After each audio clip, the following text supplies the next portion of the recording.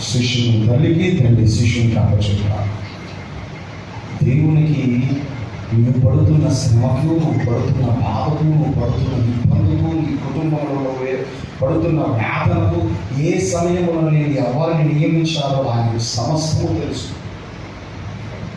ప్రతి విషయంలో కూడా ఏ సందర్భంలో ఎలా ఉండాలో ఆయనకి సమస్తము తెలుసు. సో ఎప్పుడు నీకు ఏది ఇవ్వాలో కూడా ఆయన బాగుగా తెలిసిన వాడు.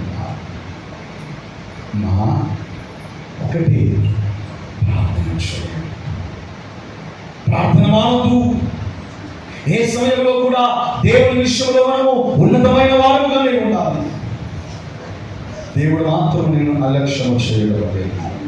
దేవుడు మాత్రం నేను విడిచిపెట్టడం లేదు. ఓ నా సంఘమా, నా ప్రియ విశ్వాసులా, నీ ప్రతి శ్రమలో దేవుడు నీకు ఉన్నతమైన స్థితిని దయచేయగలడు.